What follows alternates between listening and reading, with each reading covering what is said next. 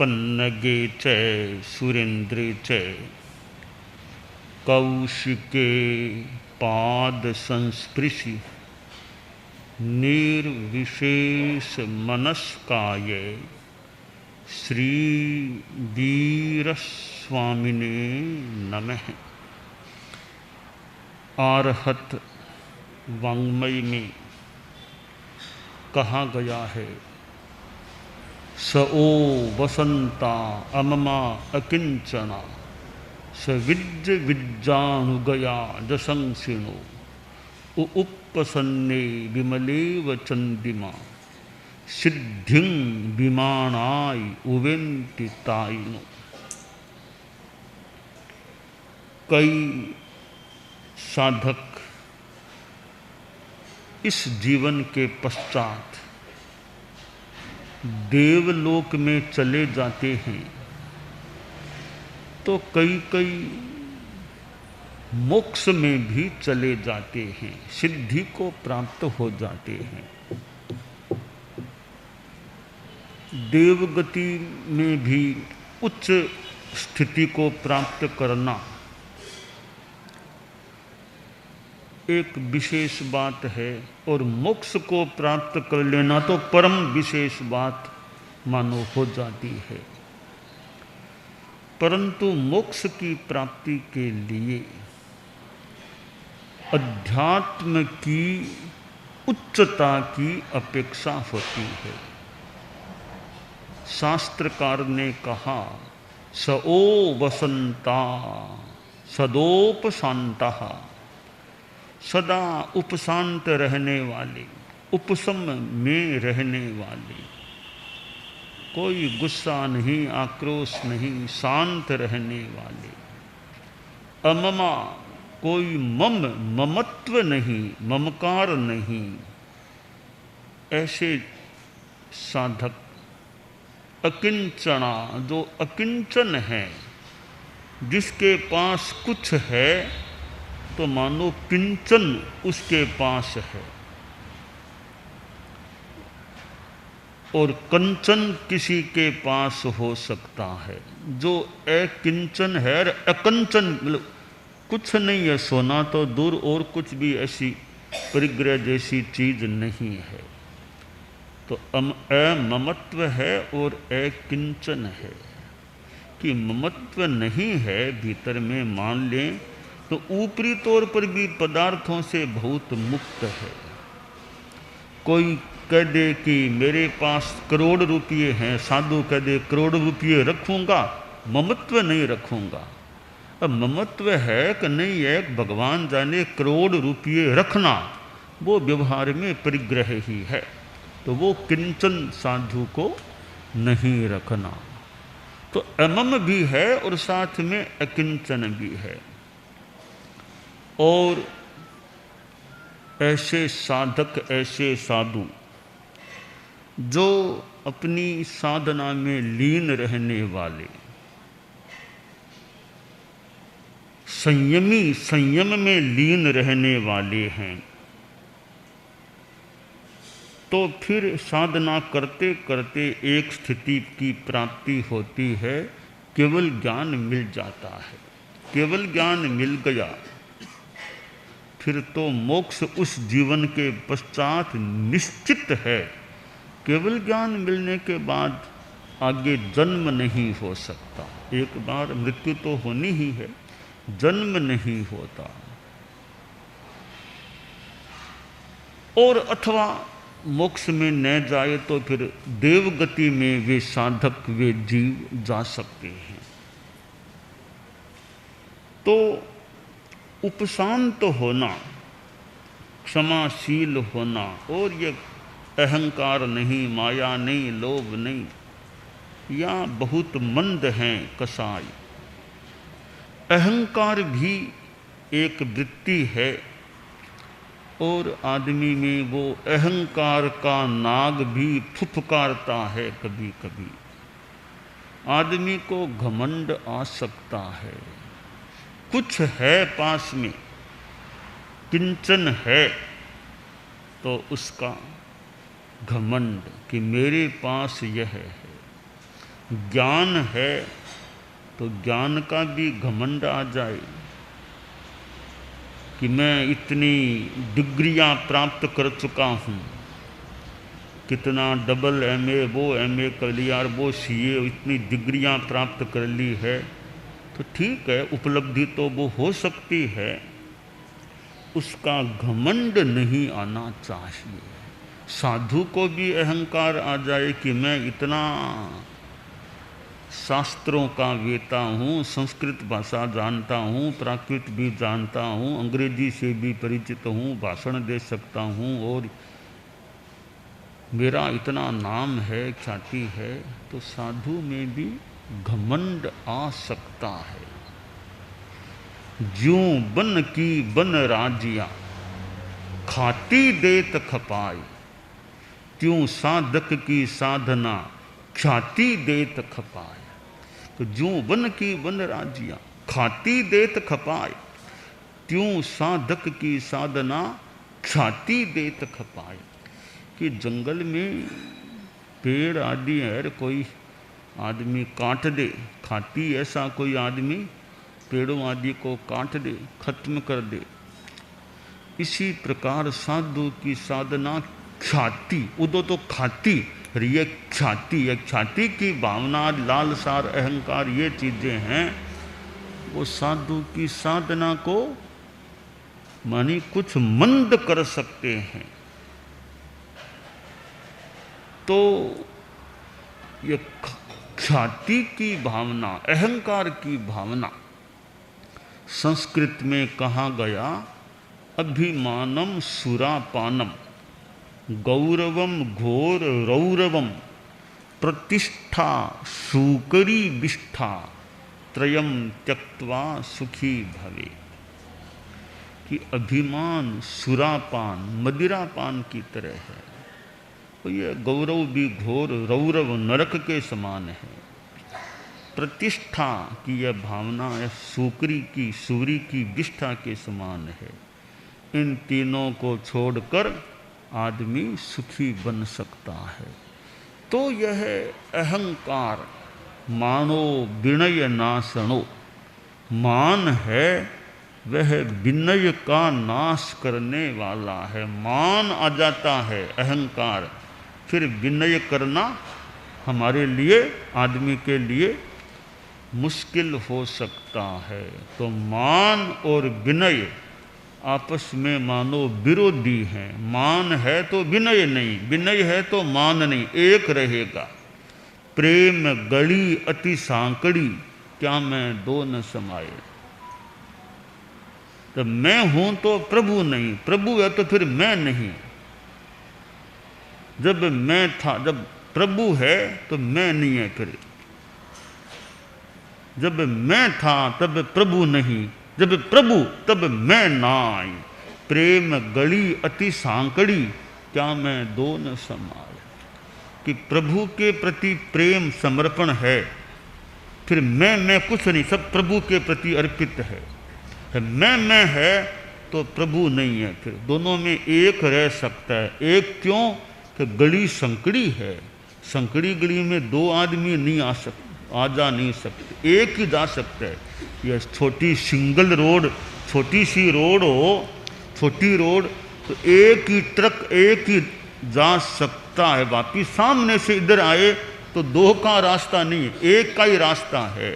तो प्रेम गली अति सांकड़ी, वो प्रेम की गली उस छोटी रोड के समान संकड़ी है, सिंगल और छोटी रोड, कि दो नहीं जा सकते। इधर से जाना और सामने से आना दो नहीं, या तो केवल जाना जाना या केवल आना, एक ही हो सकता है।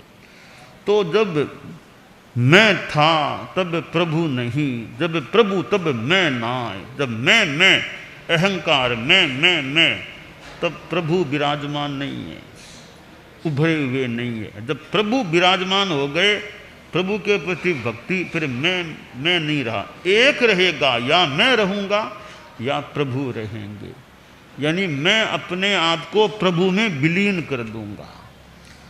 तो यह अहंकार जब होता है, फिर वो मैं का भाव जागता है, फिर विनय होना मुश्किल, या तो विनय चलेगा या अहंकार चलेगा। दोनों साथ साथ नहीं चल सकते। क्यों नहीं चल सकते? प्रेम गड़ी अति सांकड़ी, क्या मैं दो न समाय। ये प्रेम की गड़ी संकड़ी है, उसमें मैं मान अहंकार और विनय दोनों साथ साथ नहीं चल सकते। तो यह घमंड का भाव आदमी में आ सकता है। इंसान है, संस्कार हैं भीतर के, अच्छे संस्कार भी हैं तो असत संस्कार भी भीतर में हो सकते हैं। तो ऐसी स्थिति में आदमी जितना कर सके प्रयास करे कि अहंकार मेरा छूटे। घमंड का सिर आदमी सोचता है मैं बड़ा। अरे बड़ा ठीक है, किसी अपेक्षा से बड़ा बनना भी तो सामान्य काम नहीं। कैसे तलीदना पड़ता है, तेल के कढ़ाई में तलीदने से फिर कोई बड़ा बनता है। तो बड़ा बनना कोई छोटी सामान्य बात नहीं है। बड़ा बनने से पहले पता नहीं कितना तलीदना पड़ता है, ताप को सहना होता है, फिर कोई बड़ा खाने के लायक ऐसा बन सकता है। तो बड़ा आदमी सोचे, ठीक है आप बड़े हो सकते हैं, पर बड़े हैं तो अहंकार करना जरूरी नहीं है बड़े के लिए। तो आदमी कितना ही बड़ा बन जाए, घमंड तो आदमी छोड़ के रखे, कि अहंकार को बाहर छोड़ दे। ज्ञान लेना है हमको तो अहंकार को थोड़ा दूर रखें। हमें शिक्षक से, गुरु से, ज्ञान प्रदाता से ज्ञान लेना है, कभी बीच में घमंड की दीवार नहीं आ जाए। ज्ञान लेना है तो घमंड छोड़ के ज्ञान ले। ज्ञान के प्रति भी विनय, ज्ञान दाता के प्रति भी विनय। तो ज्ञान के प्रति भी विनय चाहिए। भी ज्ञान के प्रति मेरी रुचि है या नहीं, ज्ञान को मैं चाहता हूँ या नहीं। अगर ऐसा बोलता रहेगा आदमी, ज्ञान में क्या पढ़ा है, ज्ञान में क्या पढ़ा है, क्यों फालतू टाइम लगाते हैं, क्यों किताबें पढ़ें, क्यों करें, ऐसे ज्ञान से दुराव की बात करेंगे तो ज्ञान हमारे पास क्यों आना चाहेगा। ये मुझे चाहता ही नहीं तो मैं क्यों जाऊं इसके पास, मान लो। तो ज्ञान के प्रति प्रेम होगा हमारा, भी ज्ञान मुझे चाहिए, ज्ञान के प्रति मेरा सम्मान का भाव है। ज्ञान देने वाला है उसके प्रति भी इज्जत सम्मान का भाव है। तो ज्ञान देने वाला भी खुशी से दे सकेगा। ज्ञान के प्रति सम्मान तो ज्ञान आ सकेगा। तो यह जो कहा गया है कि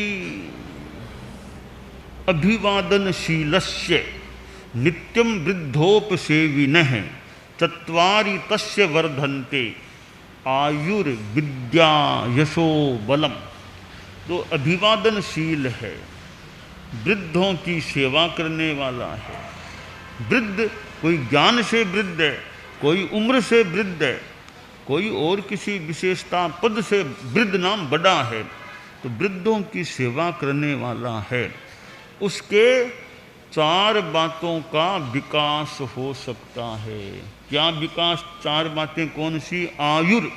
आयुष्य उसका लंबा हो जाए, विद्या उसमें विद्या का विकास, यशो उसकी कीर्ति फैलती है, यश प्रतिष्ठा बढ़ सकती है, और बलम शक्ति उसमें बढ़ सकती है। आयुर्विद्या यशो बलम, आयुष्य लंबा हो जाए, विद्या खूब आ जाए, बढ़ जाए, यश कीर्ति प्रतिष्ठा बढ़ जाए, अच्छा बहुत अच्छे आदमी, बहुत अच्छे, यश बढ़ जाए, और बलम ताकत शक्ति भी बढ़ जाए। तो अभिवादनशीलस्य नित्यं वृद्धोपसेविनः चत्वारि तस्य वर्धन्ते आयुर्विद्या यशो बलम। तो अहंकार को हम नकार कर दे, नो नो, अहंकार नहीं चाहिए मुझे, नकार न करे, न अहंकार नहीं चाहिए। तो ये उपलब्धियां जीवन में हों, ये अच्छी बात हो सकती है। एक संदर्भ में उपलब्धि भी किस तरह की है, आध्यात्मिक उपलब्धि है या भौतिक उपलब्धि है, दोनों का अपना अपना महत्व हो सकता है। कई कई साधुओं को लब्धियां, ऐसी कोई सिद्धियां प्राप्त हो जाए। कोई तपस्वी अच्छी साधना करने वाले साधु हैं तो उनको कोई लब्धियां भी, आमो सही, जल्लो सही, खेलो सही, ऐसी कई लब्धियों की बात आती है। तो साधना करने वाले हैं तो उन साधनाओं से ये कई लब्धियां सिद्धियां भी प्राप्त हो सकती है। वो तेजो लब्धि, ऐसी ऐसी साधना तपस्या करो, यो जो भी आता अपना वगैरह विधि विधान है करो कि तेजो लब्धि प्राप्त हो जाए। और तेजो लब्धि से कोई किसी का अनिष्ट भी करने का प्रयास कर सकता है, और कोई शीतल तेजो लस्या से किसी की सुरक्षा भी, भगवान महावीर ने भी तेजो लब्धि का उसका उपयोग किया था, प्रयोग किया था। और अपना शिष्य मान लें, जो भी मान लें, गोसालक जी को बचाने का, गोसालक जी पर वो उष्ण संभवतः तेजो लब्धि का प्रयोग किसी ने कर दिया, तो भगवान महावीर अपना शिष्य तो बचाना भी एक, मान लो मोह मान लो, कुछ भी मान लो, प्रमाद है, जो भी बात वो एक अलग विषय है, पर कम से कम बचा लिया, बचाने का प्रयास किया। तो ये लब्धियां हैं, उनसे किसी का अनिष्ट भी किया जा सकता है, तो लब्धियों से किसी की सुरक्षा भी की जा सकती। तो ये प्राचीन साहित्य में और में ये जो बातें लब्धियों की ओर की आसक्ति है, तो लब्धियां भी हों तो थोड़ा सा कुछ करो, उसकी बीमारी दूर हो जाए, बीमारी ठीक हो जाए, दूर हो जाए। लब्धियां कोई हो ऐसी पास में तो लब्धियां ठीक है, साधु को प्रयोग करना नहीं करना वो एक अलग विषय बनता है। प्रमाद हो वैसा प्रयोग साधु न करे, करने को कोई कर ले तो प्रायश्चित की बात हो सकती है। और ऐसी ऐसी लब्धियां सिद्धियां कि थोड़ा सेना को भगा देना, कर देना, ऐसी लब्धियां सिद्धियां कोई प्राप्त हो जाए, ऐसा प्रयोग की मछलियां मछलियां मछलियां मछलियां तैयार हो, अनेक बातें इस प्रकार की हैं। परंतु सबसे बड़ी उपलब्धि माने या बहुत बड़ी माने तो केवल ज्ञान प्राप्त हो जाए, वीतरागता मिल जाए और केवल ज्ञान मिल जाए, यह बहुत बड़ी उपलब्धि हो जाती है। इस उपलब्धि के बाद तो परम उपलब्धि वो सिद्धि, मोक्ष की प्राप्ति, उससे तो बड़ी दुनिया में कोई उपलब्धि प्रतीत नहीं हो रही। तो घमंड है, उससे हम कैसे ज़्यादा से ज़्यादा बचे रह सकें, दूर रह सकें, ऐसा हमें प्रयास करना चाहिए कि ज्ञान का भी घमंड नहीं, सत्ता मिल जाए, ऐश्वर्य मिल जाए तो सत्ता का भी घमंड नहीं कि मेरे पास प्रभुत्व है, स्वामित्व है, मेरे अंडर में इतने लोग हैं, मैं चाहूँ वैसा काम निर्णय दे सकता हूँ, तो इसका घमंड नहीं। चाहूँ जैसा निर्णय क्यों दे दो, चाहूँ जैसा निर्णय मान लो दे सकते हो, पर चाहूँ जैसा ऐसा वैसा निर्णय दे दोगे तो तुम्हारी पुण्यवत्ता में भी फिर कमी आ जाए तो आ जाए, क्यों तुमने सत्ता का दुरुपयोग किया है ना। तो सत्ता का दुरुपयोग नहीं करना चाहिए। सत्ता मिली है तो मानो अच्छा काम करने के लिए, सेवा करने के लिए, दूसरों को साता समाधि पहुंचाने के लिए, शुभ व्यवस्था करने के लिए मानो मिली है, न कि सत्ता कोई घमंड करने के लिए, उसका दुरुपयोग करने के लिए मिली है। तो ज्ञान का घमंड नहीं, सत्ता का अहंकार नहीं, ऐश्वर्य प्रभुत्व इनको लेकर कोई मन में बड़प्पन या घमंड नहीं। तो हमें अपने जीवन में घमंड से ज़्यादा बचने का प्रयास करना चाहिए। तो मान अहंकार को छोड़ करके निरहंकार रहना चाहिए, बनना चाहिए। ये आत्म कल्याण के लिए हितकर बात हो सकती है। दानान शिष्ठम अभयपयाणम सच्चे सुया अणवज्जं वयंती तवे सुया उत्तम बंभचेरम लोगुत्तमे समणेना।